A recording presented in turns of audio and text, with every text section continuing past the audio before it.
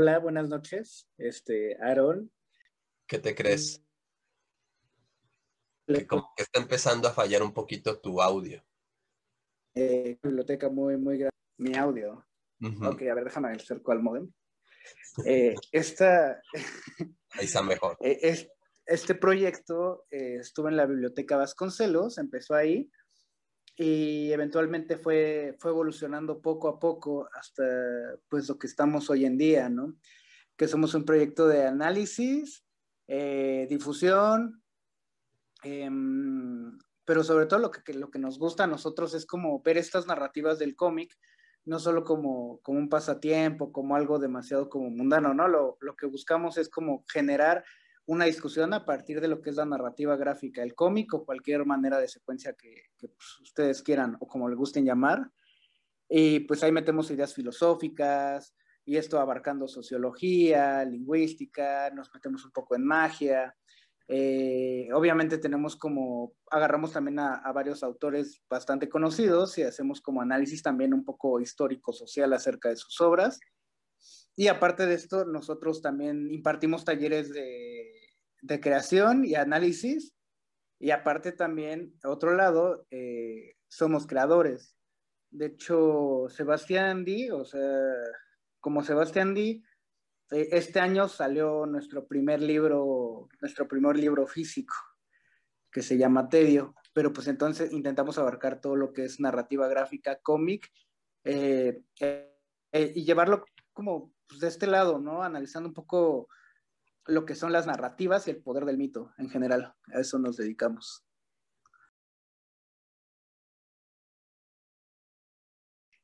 Ok, la narrativa gráfica, sí, yo no me iría con la idea de que es un cómic o van de cine, como le quieran llamar al medio impreso por el que estamos viendo texto e imagen, ¿no? De hecho, pues elige narrativa gráfica porque también es porque es una manera de decirle a todo esto que abarca, ¿no? Como bien decía, tu alumna, creo, está muy bien, ¿no? O sea, hasta la ropa, la pintura, eh, los rótulos de las pollerías y todo eso puede tener como cierta calidad de narrativa. Platicamos con Publicidad, ¿no? También. ajá, claro, pues es que es parte de comunicar, ¿no? Cualquier cosa que comunique mediante texto e imagen, creo que tiene el poder de ser narrativa gráfica, tal cual. Digo, creo que ahí sí hay algo muy interesante que platicamos con este cuate Fufo, que él saca un libro de teoría que se llama sequigrafía, y este término pues hablaba prácticamente de eso, ¿no? De que para que exista como esta comunicación tiene que haber pues dos imágenes al menos que crean como, más que una sensación de movimiento o algo así, que crean como Una secuencia. en una secuencia y pues así que pues un signo, ¿no? O sea, por decirlo así, un signo lingüístico, por decirlo de una manera. Sí, y no sé, pues ahí está interesante, ¿no? Porque justamente, eh, pues hablar de narrativa gráfica y justo, ¿no? A mí se me hace también como medio arbitrario de repente únicamente tratar de cómic, ¿no? Porque, porque pues sí, o sea, justamente a mí cuando empiezan a hablar de ese tema, viene a mi mente los trípticos del Bosco, ¿no? Por ejemplo, ¿no? Sí, ahí hay una narrativa muy clara, ¿no? Y por ejemplo, ahí hay autores como Scott McCloud tienen el cómic como una secuencia, digo, es una definición un poco más larga, pero pues lo definen como arte secuencial, ¿no? Entonces, para mí, yo tengo un problema con eso, porque pues no todo el arte secuencial es cómic y no todo el cómic es secuencial, ¿no? Desde mi punto de vista. Para mí de repente sí hay como un armazón simbólico y medio semiótico detrás, ¿no? En el que a lo mejor no necesariamente tienes que tener una secuencia de una imagen con otra, sino que también tú vas significando de repente las imágenes, ¿no? Entonces, eh, pues sí, y justamente lo va significando a través de una narrativa, ¿no? Entonces, eso es interesante. Ahí otra cosa importante, y es algo también de lo que hablamos con Fufo, ¿no? Fufo propone, Fufo, para quien no lo sepa, y contexto, Es Pedro Rodríguez, es un autor de cómic colorista, también es autor, dibujante. Se echó apenas un libro de teoría de cómic llamado sequigrafía, y esta palabra de sequigrafía es el término que él propone para llamar justamente a todas las artes narrativas secuenciales, ¿no? Es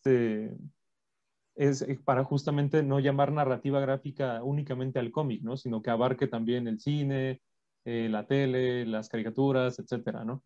Entonces él las empieza a subdividir en sequigrafía animada, sequigrafía, etcétera, ¿no?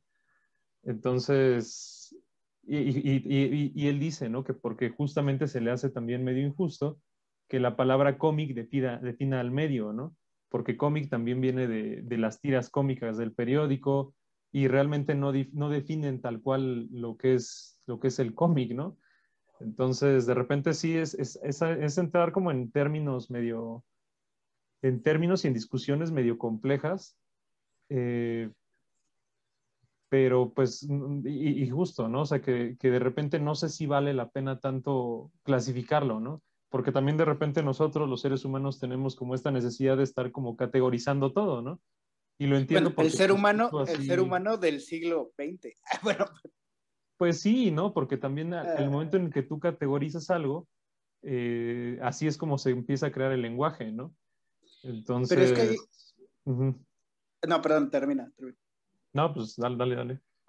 Es que hay algo bien curioso, ¿no? Que estamos hablando de esta categorización de las cosas, Ujú. que pues se desarrolla también a partir como pues, del siglo XIX, siglo XVIII, con como todo este devenir positivista y luego como con la ciencia y todo esto, que también viene como a tener como una clasificación, también le habíamos comentado a Fufo, como medio neurótica, ¿no? Acerca Sí.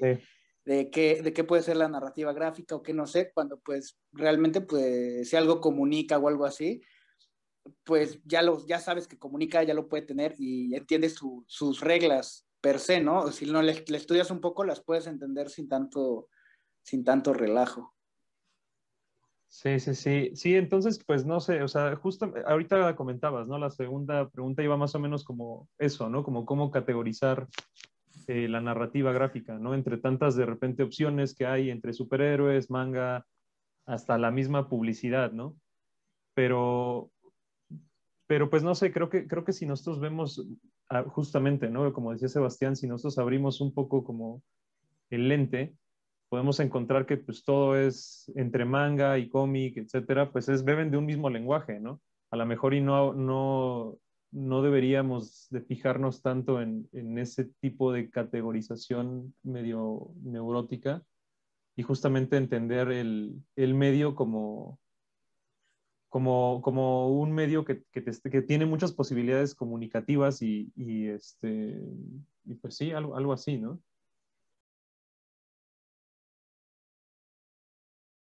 Hay algo muy interesante acerca de lo que es como meter como la institución, la educación, a un término donde se toma en serio la historieta. Eh, pues para la historieta, pues al ser lenguaje y al tener como esta capacidad de comunicar, por sí misma ya es un arte, ¿no? Entonces, pues si alguien se pone rejego, pues también sería como de, pues a lo mejor no ha leído las historietas correctas o de plano rejego. Eh, al ser como un medio que emana del lenguaje, de la comunicación, pues las capacidades son totalmente y absolutamente infinitas. Eso es algo muy, muy importante.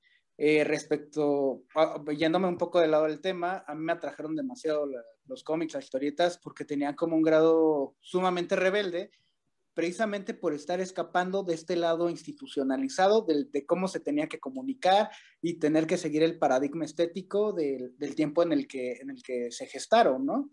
Y hablo específicamente el cual para mí es el momento más importante para lo que conocemos ahorita como cómics, narrativa gráfica, etcétera, que son los 80s, ¿no? Con este boom de autores británicos. Es un grupo de narradores que realmente se atrevían, que tampoco estoy en contra de que haya mmm, que haya como docencia al respecto, ni investigación. De hecho, eso pues, enriquece más los temas, ¿no? pero pues aquellos que pues, se sientan como rejegos acerca de considerar un cómic o algo así como algo importante, pues más bien yo creo que, te les digo, no han visto el cómic adecuado o pues de plano está un poco con esta onda de la intolerancia. Bueno, al menos eso creo yo. Pues está interesante, ¿no? Porque justo nosotros empezamos con un proyecto similar al que tenemos ahora en la Biblioteca Vasconcelos, hace como 4 años. Entonces, ahí era un sitio de reunión de muchas generaciones, ¿no? Se juntaban ahí tanto niños como personas muy, muy mayores. O sea, era una reunión bastante diversa, ¿no? Hacíamos cosas muy parecidas a las que hacemos ahora y, y algo que yo siempre he presentado a la gente que me pide información sobre el proyecto, ya sea algún, sí, pues para algún documento o algo por el estilo, les digo lo mismo, ¿no? Que es el cómic es una buena tarjeta de presentación para el ámbito lector, ¿no? Yo te puedo decir que el cómic a Sebastián y a mí nos ha abierto pues, muchas puertas, ¿no? Tanto físicamente como figurativamente, ¿no? En el sentido en el que gracias a ellos hemos podido tener acceso y curiosidad de otro tipo de lecturas. Hace poco nos invitaron por parte de Editorial Planeta a dar una charla de la Liga de los Hombres Extraordinarios. Estuvo muy interesante y ese cuento en particular me parece importante para hablar de este tema y para responder esa pregunta, ¿no? Porque este cuento reúne a los personajes de la época victoriana, de los 1800 de Inglaterra, personajes como Sherlock Holmes, personajes como Alan Quatermain, Mina Harkness de Bram Stoker, de Drácula, etcétera, etcétera, etcétera, ¿no? Todo el cuento es una recopilación de referencias a ese entonces, ¿no? Y a la literatura victoriana y a muchos clásicos, ¿no? Entonces, yo pongo de ejemplo ese cuento ahorita, pero en su momento, cuando yo tenía la edad de tus alumnos, o quizá un poco más chico, pues justo, ¿no? Me tocó toparme con lecturas medio pesadas, cuentos sí de superhéroes, pero que en un nivel de lectura, en cierto nivel de lectura, te estaban diciendo otras cosas, ¿no? Entonces eso hizo que de repente tú te empieces a interesar por otras cosas y acabes siendo pues más allá de una persona culta o lo que eso sea que signifique, empiezas a tener un conocimiento, pues tanto de tu entorno como de ti mismo, ¿no? Y eso es bien importante. Entonces, y tiene también que ver con este rollo de narrativo, ¿no? De las narrativas que de repente nos rodean y las narrativas personales, tanto colectivas, etcétera, ¿no? Entonces, hace poco también escribimos ahí, tenemos un grupo en nuestra página, ¿no? Es un grupo que está de repente medio inactivo, pero justo les pusimos, ¿no? Para darles la bienvenida a ese grupo que nosotros, una buena parte de lo que hacemos con este proyecto, pues es tratar de hacer que el cómic haga lo mismo que hizo por nosotros, por ellos, ¿no? Y con esto, y no es así como yo ponerme en un banco, ¿no? Y decir, no, ya les traje la luz, ¿no? Sino que, pues no, o sea, más bien tratar de incitarlos a generar esa clase de pensamiento a lo mejor un poco más crítico, de que se interesen por la lectura, de que se interesen por esta parte que te digo del conocimiento tanto externo como interno, ¿no? Entonces, pues sí, la gente que no que esté como rejega al cómic, pues yo creo que, como dijo Sebastián, igual y no se ha topado con el cómic correcto, pero sí, o sea, el hecho de que el cómic sea una simbiosis entre dos medios y dos lenguajes, como es la palabra y la imagen, te da unas posibilidades infinitas para poder transmitir cosas, ¿no? Un ejemplo, ya para terminar, te hablo mucho, perdón, pero un ejemplo de eso es Watchmen, ¿no? Digo, todo el mundo como que dice, ay, Watchmen, la obra maestra. A mí la verdad es que no me gusta tanto, reconozco su importancia y la relevancia que tuvo en su tiempo, pero la relevancia que tuvo en su tiempo, más allá de la temática adulta y de esta parte en la que los héroes se hicieron maduros y para adultos y lo que sea, la relevancia de Watchmen está en sus formas narrativas, ¿no? Y en los mecanismos gráficos y narrativos que usa, ¿no? que de repente son recursos literarios pasados al cómic, ¿no?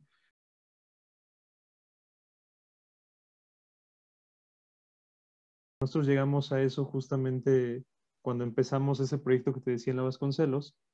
El esquema de análisis que usamos era un esquema de análisis literario, era un esquema de análisis literario al cual le agregamos algunas cosas medio de gráfica y de diseño, pero pues era un esquema literario, ¿no?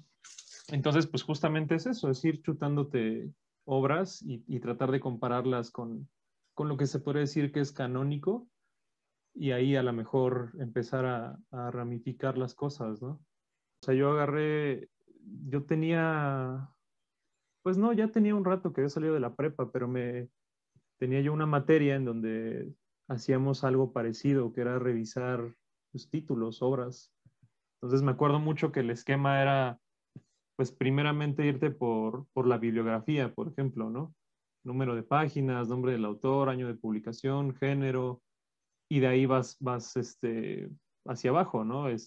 Contexto histórico, o sea, en qué tiempo se publica, qué es lo que ocurrió alrededor, contexto histórico real y contexto histórico de la obra, ¿no? O sea, en qué parte se sitúa de la historia, ¿no? De la humanidad. Y de ahí, o sea, de ahí vas para abajo, ¿no? Sinopsis, vas, vas viendo por ejemplo, me acuerdo que tenía también recursos, ¿no? O sea, como recursos estilísticos, cosas por el estilo, ¿no? Entonces te digo que ahí lo fusionamos un poco con ciertos como cánones de diseño y también de teoría de cómic, ¿no? Con esto me refiero a que era importante para nosotros ver cosas como, por ejemplo, te decía la paleta de color, por ejemplo, ¿no? O el diseño editorial, o o en el caso de lenguaje de cómic, ver el ritmo, ¿no? O sea, el ritmo de ciertas secuencias o las composiciones de página, ¿no? Es como que, miren, esta composición de página está hecha para que la mirada del lector se vaya guiando de esta forma. Esta viñeta es más grande porque tiene más peso visual. ¿Por qué? Pues porque esta parte es más relevante, cosas así, ¿no? Entonces, más o menos es eso.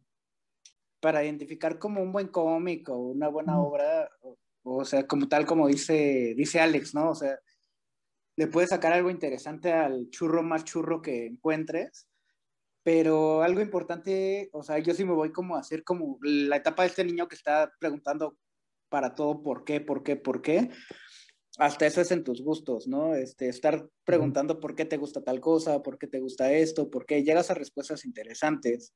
Un ejemplo, por ejemplo, bueno, un ejemplo es que a mí me encanta el cine de John Carpenter, ¿no? Que pues, son como churrazos, o sea, tal cual así inverosímiles y de poco presupuesto. Pero de repente, si te empiezas a preguntar por qué me gustan, pues empieza a ver que la acción también tiene un sentido, un porqué, los planteamientos en donde están los personajes, que muchas veces son apocalípticos, muchas veces son de terror, ciencia ficción, etcétera. Pues imagínate, llegas y acabas de ver un churrazo de John Carpenter a darte cuenta que es una crítica a la época de Ronald Reagan y al El capitalismo en consumismo. general. Ajá, entonces pues de repente pues llegas a cosas bastante interesantes y lo contrario, ¿no? O sea, tú puedes llegar a decir como Rápidos y Furiosos es una oda al consumismo también. ¿Por qué no? Como a esta onda del culto a la imagen militar, etcétera, etcétera. ¿Cómo puedes identificar una obra que te gusta? Pues yo creo que sí solo te gusta, pero si te empiezas a preguntar por qué te gusta, llegas a un camino bastante interesante.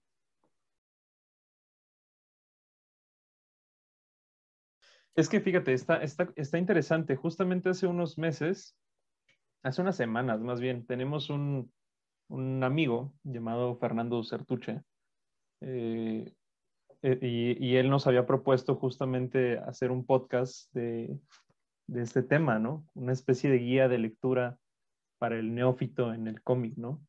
Entonces, a lo mejor puede sonar medio simple, pero no lo es, porque ahí hay como varias consideraciones, ¿no?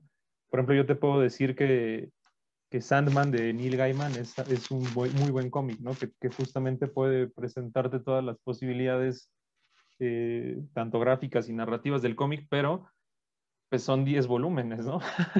Son 10 volúmenes, no son tan fáciles de conseguir. Y ahí también entra la cosa que, por ejemplo, en Japón sí existe, ¿no? Que son las demografías. Allá está dividido por demografías. Está el shonen, que son como aventuras, que es como Dragon Ball. Están los cuentos para las niñas, cuentos de todo tipo, ¿no? Entonces, pero creo que algo, si podemos irnos como algo es un poco más universal y compacto, y también tomando en cuenta que el cómic está muy asociado al cómic de superhéroes, yo creo que, ay madres, no sé, hay un cuento muy padre que se llama Pride of Baghdad, no sé si lo ubicas. Otro así cortito, de hecho los siguientes dos, te voy a dar tres ahorita. Los siguientes dos, hay un video, tenemos unos análisis express en nuestro canal de YouTube. Es uno que se llama Hardboiled de Frank Miller. Es un cuento cyberpunk. Está también muy, muy padre. O sea, a mí yo creo que ha sido de los cuentos que he leído últimamente que más me han gustado. Y justamente tienen como este formato de cuento clásico, ¿no? O sea, que el cuento tiene que ganar como por knockout, ¿no? Entonces, sí, o sea, totalmente creo que ese es un muy buen cuento. Otro igual tenemos un análisis en nuestro canal que se llama Robert Red Charlie, es de unos perritos. Entonces, el escritor creo que es, ¿quién es, Sebastián? Garth Ennis. Ajá, el Garth Ennis. Es un cuento muy, muy padre, es de unos perritos. Es así como clasificado para todos, más o menos, porque tiene sus partes ahí medio truculentas. Pero justamente ese cuento habla del autoconocimiento, ¿no? Usando unos perritos y un apocalipsis humano como pretexto, ¿no? Y por último, creo que, digo, seguro, o sea, ahorita fue muy a bote pronto, seguramente estoy olvidando cuentos muy buenos, pero te hablo de lo que he leído últimamente. Y el último puede ser uno de Daredevil, que se llama Born Again. Es uno de superhéroes, es de Frank Miller también, y de David Mazzucchelli en los lápices, es un dibujante muy, muy bueno.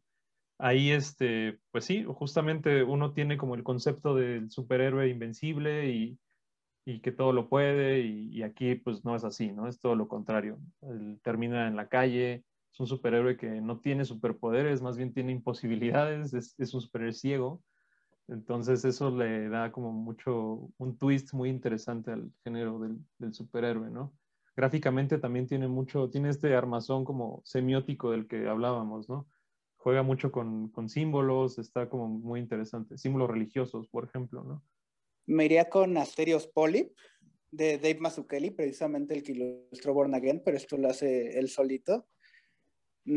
Asterios Polyp, pues es una historia que no es de superhéroes, está acerca de un arquitecto, es un drama acerca de un arquitecto, pero involucra todas las posibilidades de la narrativa gráfica a un nivel complejísimo, pero al mismo tiempo un nivel súper sencillo y súper compacto. O sea, desde el trazo hasta la tipografía, hasta el color, todo. Pero pues es una obra muy, muy, muy grande y sobre todo porque creo que es una historia que a cualquiera le puede interesar, porque algo que también pasa con los cómics es que estamos tan inmersos en la propuesta masiva y la mayoría de la propuesta masiva pues es pura testosterona, ¿no? O sea, de repente, el Incal de Jodorowsky y Moebius, creo que es muy, muy, muy, muy, muy, muy padre, es una historia de ciencia ficción, pero al mismo tiempo se siente como muy natural, muy relax, y habla acerca de esto que estamos hablando, ¿no? Que es trata un poco de eso, de encontrar como la energía que ve en tu ser y hacia dónde va y hacia dónde lo tienes que dirigir, etcétera, etcétera. Y el arte de Moebius, pues es uno de mis artistas favoritos, así de todos los tiempos. Jodorowsky, pues es una figura un poco más polémica, pero hace muy buenos cómics. Y el tercero, por algo de Alan Moore, obviamente no sería como From Hell o algo así, sería algo como mucho más relax, pero me iría con V for Vendetta. Okay. V for Vendetta. Sí, puede ser.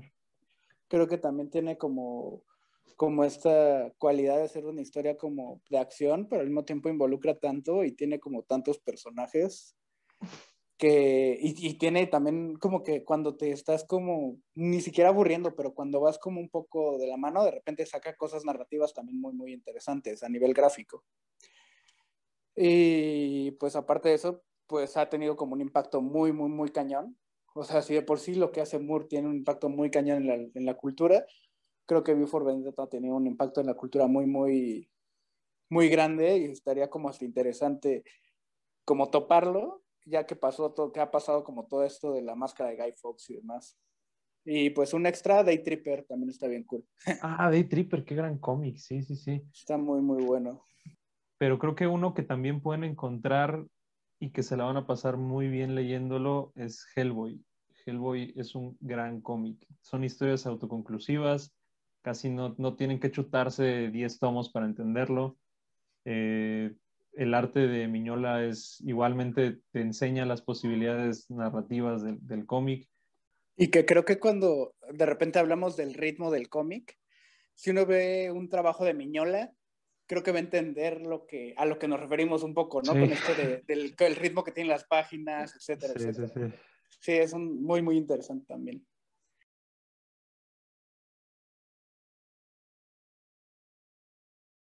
Pues no sé, ahorita estaba pensando también en los inicios, ¿no? De este tipo de proyectos que hemos hecho, ¿no? Que nos interesaba saber de qué mecanismos narrativos se hacían valer los autores para hacernos llegar sus ideas, ¿no? Y por qué esos elementos estaban siendo tan efectivos, ¿no? A tal grado que Watchmen, pues es Watchmen, ¿no? O V for Vendetta es V for Vendetta, o sabes quién es Alan Moore, ¿no? ¿Qué es lo que hace Alan Moore para que sea Alan Moore, ¿no? Por ejemplo. Entonces, creo que igual y eso ya puede ser de alguien un poquito más clavado en los cómics, pero es justamente como decía Sebastián, ¿no? Preguntarse por qué te gusta, ¿no? O sea, ¿qué está haciendo este cuate tan eficaz que me está volando la cabeza, ¿no? Y lo estoy entendiendo a la perfección. Pero pues el chiste también de un lector crítico creo que es buscar lo que quieres leer porque, porque sabes que te puede parecer interesante, más allá de que te guste o no. Tú ya estás buscando tus lecturas y la estás buscando porque también tienes una intención con estas lecturas.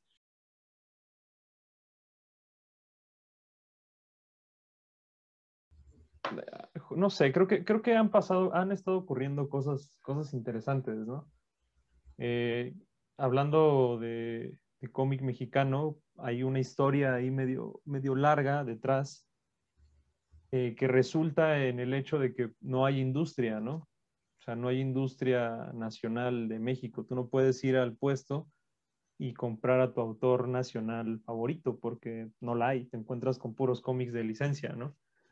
Entonces, y parte de esas circunstancias que ocurrieron antes para llegar a ello, eh, pues no sé, tiene que ver también, o sea, con un mal manejo de las editoriales, etcétera, ¿no?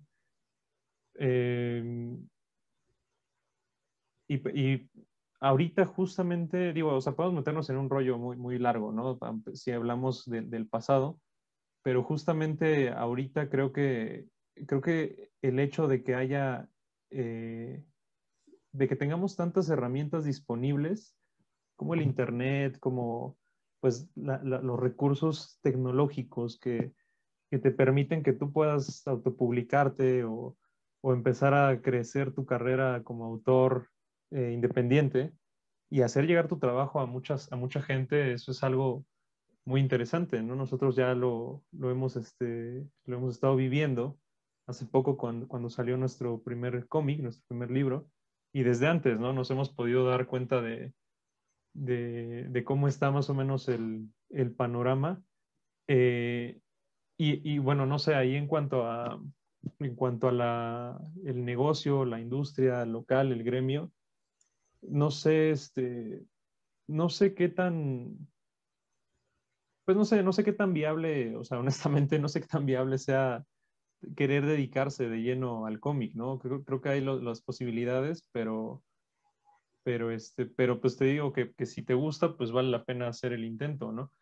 Sí, de hecho, bueno, hay todo un rollo, ¿no? Que creo que está pasando como a nivel global, que de pronto Y no solo con los cómics, o sea, con cualquier medio, de comunicación, o sea, ya sea con cualquier medio, ya sea literatura, cómic, narrativa, hasta comida, ¿no? O sea, yéndonos ya algo más loco, que estamos demasiado casados también con como estas grandes corporaciones, por así, bueno, no, con las corporaciones, en las que de repente, pues ya también es el exceso de información que ellos te botan, ¿no? De repente no, pues café, luego piensas como, pues me voy a Starbucks, ¿no? O sea, no hay por qué, o sea, rara es la vez que pues, uno piensa, o mucha gente piensa, pues me voy al café que tengo acá o con otra persona.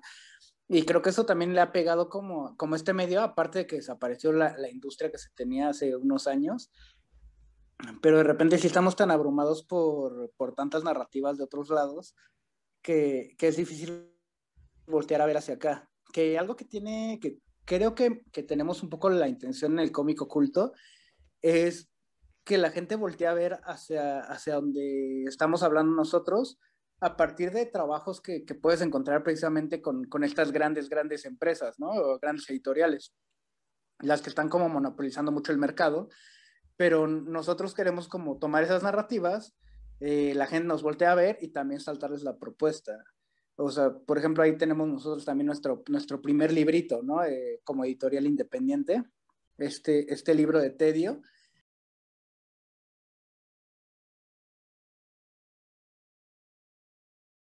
Pues igual, o sea, ahí no es tan difícil, porque pues no hay como tantas ofertas, pero hablando un poco de lo que he estado leyendo últimamente, eh, me parece importante o interesante el trabajo de Augusto Mora. No sé si ya pudiste hablar con él, pero el trabajo de Augusto Mora está bien interesante. Pues es un cómic como muy social, ¿sabes? Como que tiene el mensaje entre político, social, y es muy sutil al hacerte llegar las ideas, ¿no?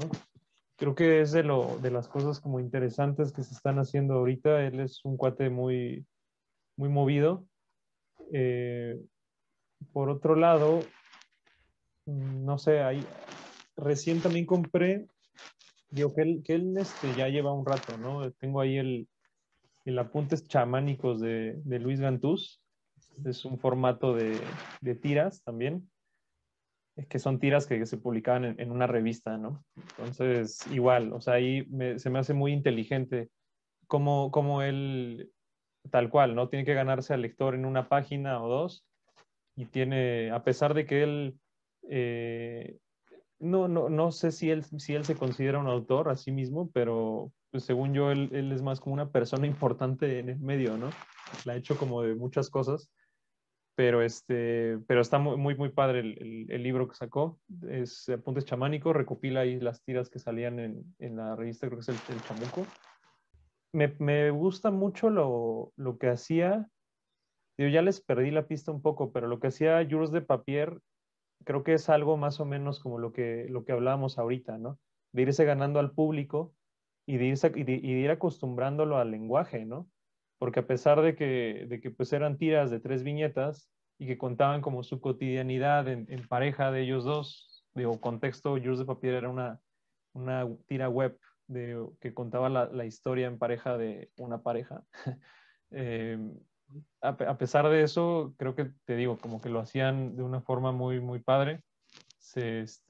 Y lo que hablábamos, ¿no? Acostumbraban al lector al formato y la pegaron cañón, ¿no? Yo me iría con uno de mis conocidos, un cuate que admiro muchísimo y que ya estuvo aquí, Aaron Cruz. Ah, claro. Ah, Sí. sí, no, lo que él hace a mí se me hace como increíble, ¿no? Desde cómo abstrae las formas para dar como toda una estética. Él ya tiene un estilo muy particular y es un mar de ideas, sobre todo sus tiras a lo mucho cuánto duran, como a lo mucho como unas 5 o 10 páginas, pero pues son muy buenas, ¿no? Está llena, rebosante de ideas. Me acuerdo que en los talleres de repente llegaba y Aarón tenía así como como 100 ideas para hacer tiras, ¿no? Y tú de repente se hace como, ¿qué le pasa a este niño de 17 años? Está muy cañón. Y pues, y súper buena onda aparte, súper fresco lo que hace, siempre está informándose, etcétera. Está muy, muy, muy bueno. Otra cosa que me gusta, La herencia de Rita, de Perro Prieto, de Yazbek. Es un cómic, de hecho, que tal cual también lleva como todo este rollo del Asterios Polyp de Mazzucchelli. También tiene unas maneras muy sutiles de narrar, siendo sinceros. O sea, él también como que agarra mucho esta idea de la narrativa gráfica, juega con ella y sacó también su novelita gráfica bastante interesante. Está muy, muy, muy buena. Juega con los espacios, juega con las formas, sus personajes son complejos, está bastante cool. Sí, él es muy bueno. Él, yo creo que hay que echarle un buen ojo. Sí, hay que echarle un buen ojo porque sí trae cosas como bastante Con queso. interesantes. Ajá. Y un tercero, está un poquito más complejo. Somos varios, ¿eh? O sea, no somos pocos los que estamos en este rollo. Y pues sí hay varias cosas también muy, muy, muy interesantes. Es que no me puedo decir por un tercero, precisamente. Pues se me ocurre de repente los experimentos o este Verde Agua también como que intenta siempre estar como narrando ahí entre las cosas y es un cuate como muy necesario para el medio, creo yo, porque pues, el cuate tal cual siempre está como viendo cómo puede comunicar esta cosa, siempre está pensando en precisamente en cómo va a tener la recepción, tal o cual tono, mensaje, texto, etcétera, etcétera. También por ahí está Octavio Jiménez, que hace cómic político, también está muy, muy, muy interesante. Y pues hay varios, pero sí me iría con alguno de ellos.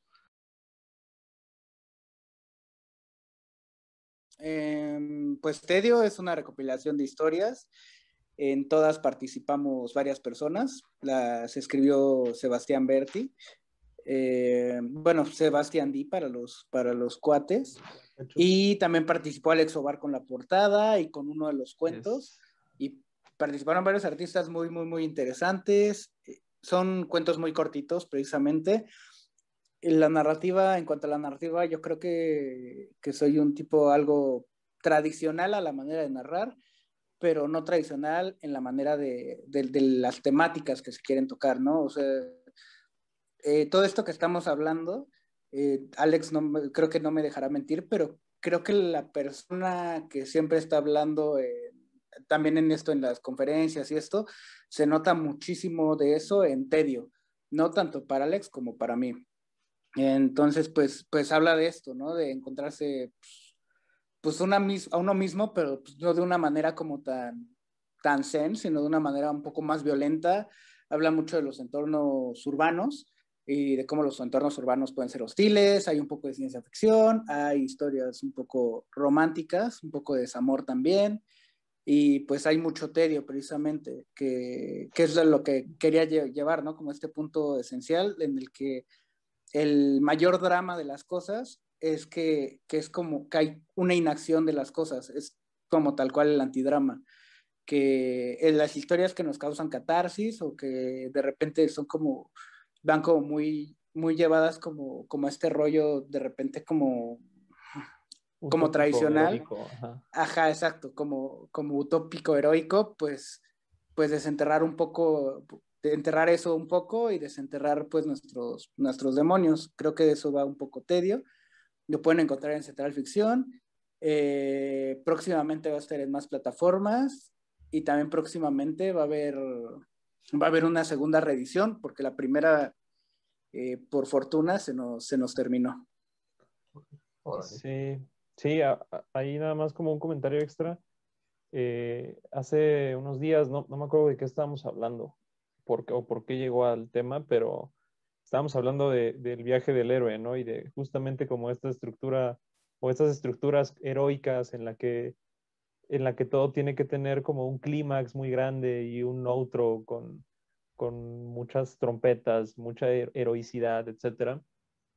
Y Sebastián decía que Tedio era lo contrario, ¿no? Que si bien no, no es como que sean anécdotas, pero a lo mejor no tienen como un objetivo, como ese objetivo medio utópico, medio idílico, ¿no? En el sentido en el que, como dijo él ahorita, ¿no? Te encuentras a ti mismo a lo mejor, pero no dentro de las estructuras tradicionales, ¿no? Dentro de las estructuras cómodas que tú esperarías, ¿no? Más bien terminas de leer y es como de que madres, que acaba de pasar, ¿no? Y como que de repente es como que tienes los temas muy en tu cara, ¿no? Él hablaba ahorita de desamor, de justo el tedio, ¿no? Del hastío, de la, este, de la rutina, etcétera, ¿no? Entonces, chéquenlo, ahí ahora sí que tiene de muchas sopas, ¿no? Tiene ciencia ficción, desamor, terror, está muy, muy interesante.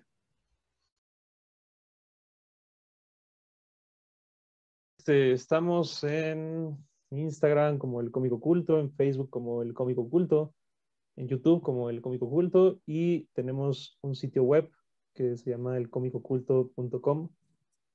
Algo que está interesante de esto es que pues El Cómico Oculto es este proyecto que empezamos nosotros, pero también pues es de alguna forma una especie de ente colectivo, ¿no? En el sentido en el que todos pueden, pues somos una comunidad, ¿no? Ahí lo que intentamos hacer es justamente que la gente se involucre un poco más. Ahí pueden mandarnos, de hecho, escritos.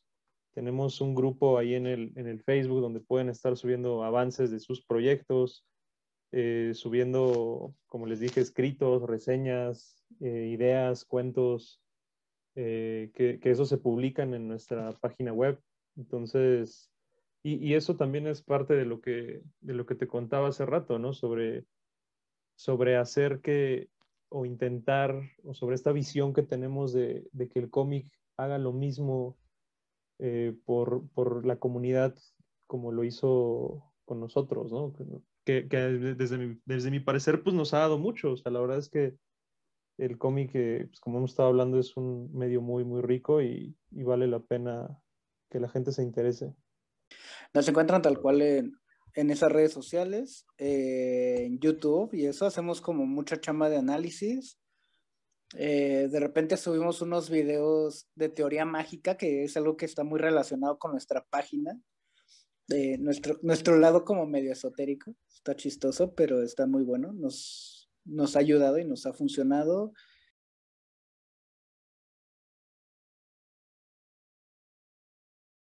Sí, yo también quería agregar una última cosa, nada más, que es eso, ¿no? Que aventúrense a checar como otras realidades porque va a complementar muchísimo la visión que tienen del mundo y de ustedes y les va a dar más del tiempo que le van a invertir. O sea, tener como esta capacidad de percibir tal cual cualquier otro universo que no sea esta realidad, te complementa muchísimo a llegar aquí.